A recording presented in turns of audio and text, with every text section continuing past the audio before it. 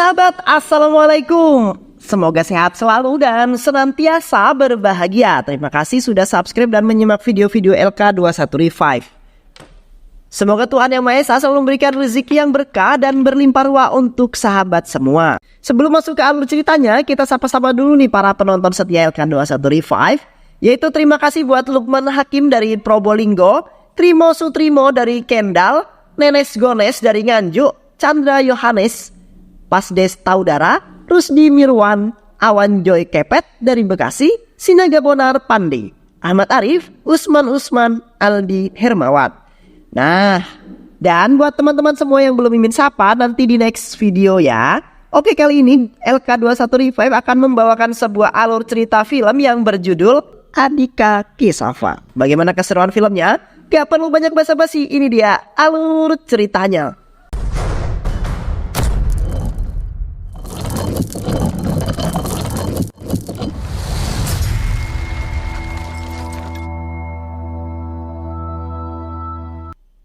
Pada suatu malam di jalan kota Hyderabad, India, sebuah ambulan melintas dalam kondisi darurat, membawa seorang pasien wanita yang sedang terluka parah. Namun di tengah perjalanan, ambulan itu terhambat dengan sekelompok orang partai yang mengadakan acara individu di sebuah perjalanan. Mereka menutup jalan demi kepentingan pribadinya. Bukannya segera memberikan jalan bagi ambulan itu untuk segera lewat, mereka malah asik nyantui tanpa memperdulikan ambulan itu sama sekali. Namun, seorang pria perkasa yang menyaksikan peristiwa itu turun dari mobilnya dan langsung memberikan para kader partai itu sebuah pelajaran. Pria itu adalah Balu. Balu menghajar dan mengalahkan para kader partai itu hingga membuat mereka minta maaf. Balu berhasil membuat jalanan kini kembali lancar. Kabar Balu yang telah menghajar para kader partai itu kini sampai di telinga ayahnya yang bernama Rakas Ramurti, yang merupakan seorang pegawai di kantor Bea Cukai. Rakas sangat tidak menyukai Balu yang sering terlibat perkelahian. Di dalam hati Sundara, dia berharap agar Balu bisa segera mendapatkan sebuah pekerjaan. Rakas juga berharap agar Balu bisa mencontoh kakaknya yang merupakan seorang dokter, bukan malah terus menganggur sampai menjadi jagoan jalanan. Reaksi yang berbeda diberikan oleh sang ibu Balu. Ibunya sama sekali tidak mempermasalahkan status Balu yang merupakan seorang pengangguran. Di malam harinya, Balu kemudian mendengar curhatan ibunya. Ibunya curhat kepada Balu bahwa ia sangat ingin sekali memiliki seorang ART atau pembantu kali ya. Namun ayah Balu akan mengabulkan permintaan ibu itu setelah Balu memiliki sebuah pekerjaan. Emaknya si Balu kemudian memberikan kode halus kepada Balu untuk segera mencari pekerjaan. Balu ini sangat menyayangi sang ibu, kemudian berjanji akan segera mencari pekerjaan. Keesokan harinya Balu pergi mencari pekerjaan. Dia kemudian melamar ke sebuah perusahaan kosmetik. CEO dari perusahaan itu ternyata adalah Citra yang merupakan seorang gadis cantik, menawan dan sangat bohai tentunya. Bahkan saking cantiknya Balu yang baru pertama kali melihat Citra langsung klepek-klepek dibuatnya. Balu jatuh cinta pada Citra saat pandangan pertama. Citra sengaja hadir untuk menyeleksi langsung para calon karyawannya itu. Citra yang sangat tidak menyukai nepotisme lalu memanggil ke-6 pelamar yang mendapatkan rekomendasi dari ayahnya. Citra lalu menolak mereka pada saat itu juga. Padahal proses penyeleksian dan wawancara belum dilakukan. Dan kini tiba gilirannya Balu. Balu tampil dengan pakaian yang sederhana namun mempesona. Balu lalu diminta oleh Citra untuk menunjukkan kemampuannya dalam menjual sebuah produk. Tanpa banyak basa-basi, Balu lalu menunjukkan kemampuannya. Citra menyaksikan keunikan Balu dalam menjual produk, kemudian merasa senang dan langsung menerima si Balu. Citra menerima Balu bukan lagi sebagai sales, melainkan manajer penjualan dengan gaji per bulan sebesar 1 lakh atau sekitar 18,5 juta rupiah. Jauh lebih besar dari gaji ayahnya yang hanya sebesar 7.000 rupiah doang atau setara dengan 1.300.000 rupiah. Balu tentu saja sangat senang akan hal tersebut. Dia kemudian segera menyampaikan kabar itu kepada emaknya. Balu langsung meminta agar emaknya segera mencari seorang ART. Balu yang sekarang tidak dapat lagi direndahkan oleh ayahnya, bahkan Balu malah bisa ngece di depan ayahnya dan kakaknya. Keesokan harinya, tepat pada hari pertama Balu bekerja, Balu langsung dihadapkan dengan seorang anak kecil yang mengalami kekerasan karena telah menjatuhkan biji mika. Padahal anak kecil tersebut tak sengaja menjatuhkannya karena tangannya sedang sakit. Balu yang melihat hal itu langsung menghampiri dan menghajar pelaku penganiayaan. Kekerasan dibalas dengan kekerasan. Kini anak itu sedang diberi makan oleh Balu. Namun tak lama kemudian seorang atasan Balu yang bernama Rohim datang. Rohim menyalahkan aksi Balu itu yang dengan berani melukai anak buah Jenggaredi. Jenggaredi adalah orang yang memasok kebutuhan material ke perusahaan ini. Namun Citra yang ada di sana justru memarahi Rohim dan membela aksi Balu tersebut. Ia tak mau perusahaan ini bekerja sama dengan perusahaan yang mempekerjakan anak-anak secara paksa. Citra lalu meminta agar dicarikan vendor yang baru saja. Tak lama kemudian Rohim datang bersama Cakravani yang merupakan ayah dari Citra. Cakravani menolak usulan Citra. Jika kita sampai memutus kontrak kerjasama ini, maka Jenggaredi pasti akan marah besar. Oleh karena itulah Cakravani meminta agar Citra tidak membuat masalah dengan Jenggaredi. Jenggaredi adalah orang yang sangat disegani dan ditakuti banyak orang. Jenggaredi juga merupakan seorang owner dari perusahaan pertambangan Brahmai, perusahaan pertambangan Brahma Samudram yang berlokasi di Raya 5. Jenggaredi sudah sangat lama sekali mengeksploitasi anak-anak di sana. Bahkan anak-anak di sana dilarang belajar oleh Jenggaredi dan tak ada satupun orang yang mampu menghentikan kezoliman si Jenggaredi tersebut. Sementara itu, Balu kini sedang menemani Citra dalam pertemuan antar investor perusahaannya. Setelah acara itu selesai, Balu pergi menemani Citra untuk memberi surprise kepada sahabatnya, Fajra, yang sedang berulang tahun. Sesampainya mereka di depan pintu rumah Fajra, terdengar Fajra yang sedang memarahi ayahnya lantaran kecewa dengan sang ayah. Fajra menganggap bahwa ayahnya melupakan hari ulang tahunnya dan sama sekali tidak memperdulikannya. Hal ini bisa Fajra ungkapkan karena dalam kurun waktu 1 tahun ayahnya hanya bisa bersama Fajra dalam 11 hari. Ayah Fajra yang mendengar kebenaran itu tak mampu berkata-kata. Secara tiba-tiba Balu masuk ke dalam rumah dengan kado di tangannya. Balu mengucapkan selamat ulang tahun kepada Fajra sambil bertanya kepada ayahnya, kado ini mau ditaruh di mana? Balu berperan seolah-olah dirinya adalah kang paket yang mengantarkan kado dari ayah Fajra. Padahal aslinya kado itu adalah kado milik Citra yang menunggu di luar. Fajra yang mengira bahwa ayahnya sedang mensurprise dirinya tentu sangat senang dan langsung memeluk sang ayah. Ayah Fajra yang melihat tindakan Balu itu sebenarnya bingung. Ini anak siapa ya? Tahu-tahu kok masuk ke rumah orang jir. Kini suasana pun sudah mulai mencair. Citra yang menunggu di luar berjalan masuk ke dalam untuk mengucapkan selamat ulang tahun kepada Fajra. Citra dan Fajra lalu berjalan ke dalam kamar dengan mood bahagia. Ayah Fajra yang masih bingung kemudian menanyakan identitas dari Balu, lalu mengucapkan rasa terima kasih yang mendalam. Berkat Balu, kini hubungan dia dan anaknya berhasil terselamatkan. Sebagai ungkapan terima kasih Ayah Fajra mengatakan bahwa jika Balu membutuhkan sesuatu, maka hubungi aku terlebih dahulu sebelum orang tuamu. Usut punya usut, ternyata Ayah Fajra adalah seorang anggota DPR di wilayah Raya 5. Ayah Fajra sangat ingin mensejahterakan warga yang ada di sana. Namun, selalu dihalangi oleh Jenggaredi. Jenggaredi adalah penghalang utama untuk mensejahterakan warga di sana. Bahkan pemerintah yang telah menyiapkan lahan alokasi untuk membangun pabrik BUMN, tanahnya malah dipakai oleh Jenggaredi untuk memperluas usaha tambangnya. Jenggaredi tak segan-segan untuk memberikan hukuman bagi siapapun termasuk pejabat yang ingin mengacaukan usahanya. Ayah Fajra yang merupakan wakil rakyat di sana juga tak mampu berbuat banyak. Karena jika dirinya melakukan sesuatu yang menghalangi usaha Jenggaredi, maka Jenggaredi akan menghukum Parvati yang merupakan istri sekaligus keponakan Ayah Fajra sebagai hukuman bagi Ayah Fajra. Balu yang mendengar kisah Jenggaredi menjadi gregetan ingin sekali menghabisi si Jenggaredi ini. Balu kemudian berjanji bahwa ia akan segera menghentikan kejahatan Jenggaredi. Di sisi lain, saat Balu baru saja sampai di rumah, Balu menemukan sebuah masalah lagi. Masalah itu adalah anak dari pembantunya yang bernama Gita ternyata sering mendapatkan kekerasan di sekolah. Gurunya sering sekali menyubit tangan Gita. Balu tak terima dengan perlakuan tersebut. Balu lalu mengajak Gita untuk pergi ke sekolah. Balu meminta Gita untuk masuk terlebih dahulu ke dalam kelas. Dan benar saja, Gita yang baru saja tiba di kelas langsung dicubit oleh gurunya dengan alasan terlambat. Balu yang melihat kekerasan itu kemudian murka. Ia mengambil sebuah balok besi dan berjalan ke dalam kelas dan cedel. Kini Balu dibawa ke kantor polisi atas perbuatannya. Ayah Balu meminta kepada inspektur agar kasus ini tidak dilanjutkan.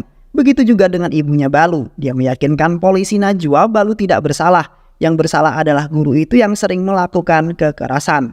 Namun alasan dari ayah dan ibu Balu sama sekali tidak didengarkan. Inspektur tetap melanjutkan kasus ini. Citra yang tadinya duduk kini mulai kesal dan turun tangan. Citra yang mengetahui bahwa sekolahan itu berada di bawah lembaga pendidikan milik ayahnya langsung merobek kertas laporan yang akan diisi oleh pihak sekolahan. Masalah pun langsung beres. Balu sangat berterima kasih kepada Citra. Berkat bantuannya masalah ini berhasil terselesaikan. Citra sebenarnya sangat mengagumi karakter dan keberanian Balu yang berani melawan kezoliman. Mereka yang saling memendam perasaan satu sama lain kini mulai saling terbuka. Balu bahkan ingin hidup bersama Citra selama-lamanya. Singkat cerita, Balu yang sedang menghadiri pesta ulang tahun Citra yang diselenggarakan dengan sangat mewah, Balu hadir bersama sahabatnya yang bernama Umar. Citra menyambut Balu dengan senyumannya yang manis lagi imut. Aduh, klepek-klepek gak tuh? Acara pesta ulang tahun itu berjalan dengan lancar hingga saat selesai prosesi pemotongan kue. Ayah Citra secara mengejutkan mengumumkan pernikahan anaknya itu dengan Rohim. Tentu saja pengumuman itu adalah pengumuman yang dilakukan secara sepihak oleh ayahnya Citra. Balu sakit hati mendengar pengumuman itu, namun kedewasaan Balu membuatnya untuk bisa berpikir dengan tenang. Balu lalu memutuskan untuk pergi dari sana karena tak ingin membuat sebuah kekacauan. Namun Cakravani dan Rohim justru datang untuk menghadangnya. Mereka tahu tentang hubungan Balu dan Citra. Cakravani yang ada di hadapan Balu kemudian menyombongkan diri bahwa dengan satu kali jentikan jari saja puluhan preman datang dan siap menuruti permintaanku. Jika aku memerintahkan mereka untuk segera menghabisimu, apakah kamu masih ingin menikahi putriku? Ujar Cakravani. Namun di tengah ancaman itu Citra datang untuk membela Balu. Balu yang mendengar ancaman itu sama sekali tak membuat nyalinya ciut. Dia bahkan siap berduel solo vs kuat menghadapi siapapun yang menghadang cintanya. Pade, kau mengancam orang yang salah, ujar Balu. Tak lama kemudian segerombolan mobil datang ke pesta tersebut. Keluarlah ayah dan ibu Balu dalam mobil itu bersama seseorang yang tidak dikenali Balu. Ternyata orang asing itu adalah Barani.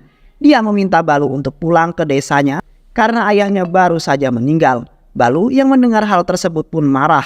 Balu tak terima jika ayahnya dianggap meninggal, sedangkan ayah Balu Rakasramurti masih ada, berdiri persis di hadapannya. Ibu Balu kemudian angkat bicara, menjelaskan suatu fakta yang membagongkan semua orang. Ibu Balu menjelaskan bahwa sebenarnya kamu bukanlah anak kandung kami. Kamu adalah anak yang kami rawat dan kami besarkan dengan penuh kasih sayang. Seperti halnya Malika, kedelai hitam spesial yang dirawat dengan sepenuh hati. Asik. Barani kemudian menjelaskan bahwa ayah kandung Balu bernama Mahakaleswara, yang juga merupakan saudara kandung laki-lakiku. Ayah Citra mendengar nama Mahakaleswara sontak terkejut dan langsung ketakutan. Balu sebenarnya tak ingin kembali, namun ibu Balu memaksanya dengan bersumpah bahwa Balu akan segera pergi ke sana tanpa banyak alasan. Kalau sudah seperti itu, maka Balu hanya bisa menuruti kemauan ibu angkatnya. Balu kemudian pergi ke desa itu bersama Barani. Di tengah jalan, Balu hanya bisa termenung dan terus berpikir tentang fakta kebenarannya. Barani yang melihatnya kemudian memutuskan untuk berhenti sebentar di pinggir jalan. Barani lalu menjelaskan secara lengkap mengenai semua itu, tentang siapa aslinya Balu, alasan mengapa Balu bisa dititipkan ke Rakas, dan siapa identitas orang tua kandung Balu. Barani lalu menjelaskan bahwa nama asli Balu adalah Rudra Mahakaleswara. Rudra kecil mengalami sebuah kecelakaan mobil saat usianya 1 tahun. Mobil yang dikemudikan oleh orang tua Rudra ditabrak oleh sebuah mobil yang mengakibatkan ayah Rudra, Mahakaleswara, koma. Ibunya yang bernama Saneha mengalami luka yang parah, namun Rudra berhasil selamat. Saneha yang yakin bahwa hidupnya tak akan lama lagi kemudian meminta sahabatnya untuk merawat Rudra. Sahabat ibunya Rudra lalu membawa Rudra ke Hyderabad dan benar saja tak lama kemudian ibumu meninggal dunia. Itulah mengapa kamu bisa dirawat oleh Rakasramurti. Kini saat ayahmu sudah siuman, kami memberitahu ayahmu bahwa kamu tewas dalam kecelakaan itu bersama ibumu. Di sisi lain ternyata Mahakaleswara adalah ayah dari Fajra yang merupakan sahabat Citra dan gadis yang bertengkar masalah ulang tahun tadi dengan ayahnya. Mahakaleswara adalah orang yang senantiasa memperjuangkan kesejahteraan masyarakat setempat. Sedangkan Jenggaredi atau Jengga selalu membuat onar di wilayah itu dan melakukan segala cara untuk mencapai tujuannya. Hingga pada akhirnya untuk menyudahi konflik yang terjadi, maka Mahakaleswara menikahkan Jengga dengan Putri Barani dengan mahar perusahaan tambang Mika miliknya. Namun inilah kesalahan terbesar dari Mahe. Jengga yang mendapat kendali penuh atas perusahaan itu kini mengelolanya secara brutal dan membabi buta. Ia sama sekali tak memikirkan masyarakat setempat. Jengga terus-menerus meluaskan daerah pertambangannya hingga sampai di kuil dekat pinggir desa. Jengga bahkan melarang semua warga desa untuk bisa beribadah di kuil tersebut. Jengga juga mempekerjakan semua anak-anak kecil di sana jika para pekerjanya sudah tak muat lagi untuk masuk ke dalam lubang tambang. Mahe yang mengetahui hal tersebut tak diam begitu saja. Mahe mencoba untuk menghentikan aksi Jengga. Namun Mahe malah meninggal dengan alasan yang tak diketahui. Setelah selesai menceritakan semua, Barani lalu mengajak Rudra untuk kembali melanjutkan perjalanan. Barani meminta Bala alias Rudra untuk langsung melakukan ritual terakhir ayahnya. Setelah itu, Rudra dan Barani CS telah mencapai di rumah. Rudra yang disambut mewah bak seorang putra mahkota di dalam rumahnya. Rudra bertemu dengan Fajra. Dia terkejut karena ternyata Fajra adalah saudara perempuannya. Namun Rudra lebih terkejut lagi ketika dia melihat foto ayah kandungnya yang sudah dikalungi bunga. Rudra yang melihat Fajra sangat berduka atas kematian ayahnya berusaha untuk menghibur. Rudra mendapatkan suasana yang baru dan berbeda ketika berada di desa. Apalagi ketika dia diminta untuk memberikan nama kepada seorang anak yang baru saja lahir. Seperti yang pernah dilakukan oleh ayahnya dulu. Rudra yang baru pertama kali melihat hal ini tentu saja bingung. Rudra lalu memberikan anak itu dengan nama Citra. Di lain sisi sahabat Rudra, Umar menelpon Citra untuk memberitahukan tentang kondisi Rudra pada saat ini. Citra yang mendengar ini seketika langsung OTW pergi menuju ke desa Raya 5. Desa di mana Rudra sekarang berada. Sesampainya di sana, Citra mengalami dehidrasi. Seorang anak kecil bernama Gangga datang menghampirinya. Gangga lalu dengan senang hati membantu Citra. Citra lalu membalas kebaikan Gangga dengan memberikan sebuah coklat. Namun Gangga malah menolaknya. Karena Gangga memiliki permintaan lain. Gangga ingin agar Citra mewarnai kukunya seperti kuku Citra saat acara festival nanti. Itulah hadiah yang diinginkan Gangga. Citra dengan senang hati akan mengabulkan permintaan Gangga. Tak lama kemudian kini Citra telah sampai di rumah Rudra. Dia disambut oleh Fajra yang merupakan sahabatnya sekaligus saudara perempuan Rudra. Rudra lalu terkejut ketika melihat Citra yang merupakan kekasih sekaligus bosnya sudah ada di sana. Apalagi Citra kini sudah dijodohkan dengan Rohim. Namun Citra datang menemui Rudra untuk menyampaikan sebuah kabar gembira bahwa perjodohan antara dirinya dengan Rohim sudah dibatalkan. Setelah itu Rudra dan Umar pergi ke sebuah warung di pinggir jalan untuk ngudut sebentar. Tiba-tiba seorang pendeta datang dan meminta bantuan agar Rudra membawakan dirinya susu. Susu itu akan digunakan oleh pendeta untuk memandikan Dewa Siwa. Pendeta menanyakan identitas Rudra dan betapa terkejutnya pendeta itu saat mengetahui bahwa Rudra adalah anak dari Mahe Kaleswara. Pendeta itu menjelaskan bahwa kuil ini adalah kuil yang didirikan oleh ayahnya Rudra untuk mengenang kematian ibunya. Rudra yang mendengarkan fakta itu kini merasa sangat dekat sekali dengan sang ibu tercinta. Namun tak lama kemudian puluhan anak buah Jenggaredi datang ke kuil tersebut. Ternyata mereka berniat untuk menghancurkan kuil itu untuk area perluasan tambang. Rudra tentu saja tak sudi dengan tujuan mereka itu. Rudra langsung menghajar, menendang dan melibas mereka semua. Rudra berhasil mengalahkan anak buah Jengga dan membuatnya lari terbirit-birit. Di sisi lain, Jenggaredi kini berada di kantor partai kota Vijayawada. Jengga ingin agar dirinya mendapatkan tiket untuk maju menjadi Dewan Rakyat, menggantikan posisi Mahe yang telah berada di sisi Tuhan. Para petinggi partai sebenarnya tak ingin Jengga menjadi Dewan Rakyat karena mereka tahu bahwa Jengga pasti akan memanfaatkan posisi itu untuk kepentingan pribadinya saja.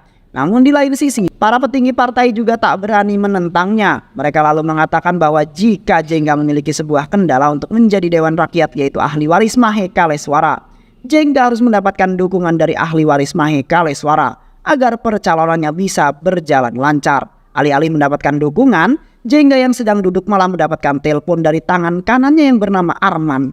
Arman menceritakan bahwa puluhan anak buah Jengga sudah dikalahkan oleh Rudra. Arman melaporkan hal itu dan meminta izin untuk segera menghabisi Rudra.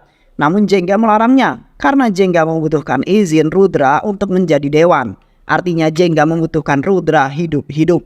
Setelah urusannya selesai dari kantor, Jengga lalu datang menemui Rudra. Rudra yang telah berhasil menghajar anak buahnya Jengga membuat dirinya marah. Jengga memperingatkan Rudra agar tidak bermain-main dengan dirinya. Jika kamu masih sayang nyawa dan tidak ingin menjadi seperti ayahmu, ujar Jengga. Rudra yang mendengarnya hanya bisa terdiam menatap Jengga. Beberapa hari kemudian, Jengga Reddy menggelar acara deklarasinya untuk maju menjadi seorang Dewan Rakyat menggantikan Mahi. Para petinggi partai dan kader-kader partai juga hadir di sana. Rudra selaku ahli waris Mahi diberikan kesempatan untuk menyampaikan dukungannya. Tapi di tengah kesempatan itu Rudra justru menyampaikan sesuatu yang tak diduga-duga. Yaitu Rudra sama sekali tidak akan pernah mendukung Jengga Reddy sebagai calon Dewan Rakyat menggantikan ayahnya. Oleh karena itu, untuk mengisi kekosongan kursi yang ditinggalkan ayahnya, maka Rudra selaku ahli waris akan memberikan dukungannya kepada Fajra yang merupakan anak dari Mahe sekaligus saudara perempuannya. Jengga yang mendengar keputusan itu tentu saja sangat kecewa dan murka kepada Rudra. Jengga lalu pergi dari acara itu dan berniat untuk menghukum Rudra dengan menghabisi nyawanya. Untuk menjalankan niatnya menghabisi Rudra, Jengga sengaja menargetkan Fajra yang kebetulan sedang belusukan berkampanye. Arman yang merupakan tangan kanan Rudra langsung membekap dan melecehkan Fajra. Rudra yang mengetahui hal itu tentu saja tak tinggal diam begitu saja. Rudra datang menemui Arman dan langsung menghajar Rudra menghabisi Arman dengan cara membakarnya. Kematian Arman yang tragis itu membuat nyali anak buah Jengga luntur. Mereka sama sekali tak berani untuk menantang Rudra. Hingga akhirnya mereka memutuskan kabur sambil membawa mayat Arman yang masih terbakar. Jengga yang tak terima dengan kematian Arman kini turun tangan. Jengga membawa istri yang telah disiksa ke rumah Rudra. Orang tua Farpati kemudian menangis melihat kondisi anaknya itu. Namun sayangnya Rudra pada saat itu sedang tidak ada di rumah. Untuk membalaskan rasa sakit hatinya, Jengga lalu menghabisi Patabi yang merupakan salah satu orang kepercayaan Rudra. Patabi lalu dihabisi dengan mayatnya kemudian dimasukkan ke dalam tong, dicorol beton dan dipamerkan di sana. Sebagai langkah untuk melindungi Rudra, maka Barani meminta Rudra untuk segera pergi jauh meninggalkan desa ini. Biarkan nanti kami semua yang akan memohon kepada Jengga untuk memaafkan dirimu. Namun Rudra telah berjanji kepada ayahnya bahwa ia akan membunuh Rud. Dia akan membunuh Jengga dan menghentikan kejahatannya. Saat Rudra sedang berpikir keras, Citra tiba-tiba datang untuk mengajak Rudra pergi ke rumah Gangga. Sesampainya di sana mereka bertemu dengan ibunya Gangga. Citra lalu menyampaikan tujuannya bahwa dia pernah berjanji akan menghias kuku Gangga menjelang sebuah festival. Namun ibu Gangga mengatakan bahwa Gangga sedang tidak ada di rumah dan dia belum pulang ke lokasi pertambangan. Tak lama kemudian sebagian rombongan pekerja datang dengan membawa mayat Gangga. Semua orang yang ada di sana langsung terkejut dan menangis melihat mayat Gangga. Ternyata Gangga tewas karena tertimbun tambang yang longsor. Bahkan para orang tua yang ada di sana pun sekarang mencemaskan keadaan anak-anak mereka. Apakah anak-anak mereka akan bernasib sama dengan Gangga? Rudra yang mendengarkan itu kemudian bangkit tanpa tekad bahwasanya salah satu cara untuk mengakhiri kekejaman Jengga adalah dengan cara menghabisinya. Rudra lalu datang seorang diri menyerang kamp pertambangan milik Jengga. Solo vs sekuat pun terjadi. Rudra menghabisi satu persatu anak buah Jengga dengan cara yang beringas. Rudra tidak membiarkan satupun anak buah Jengga hidup hingga pada akhirnya sang musuh utama telah datang sendiri ke hadapan Rudra dan duel maut pun segera terjadi. Rudra mengerahkan seluruh kekuatannya untuk menghabisi Jengga. Namun Rudra yang sudah dipenuhi oleh luka akibat pertarungan sebelumnya berhasil dipojokkan oleh Jengga. Namun pada akhirnya Rudra berhasil menghabisi Jengga.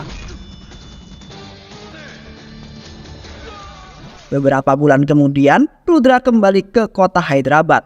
Rudra bertemu dengan ibunya dan sangat kagum kepada ibu angkatnya yang telah membesarkan Rudra tanpa membeda-bedakan dengan anak-anaknya sendiri. Dan film pun selesai.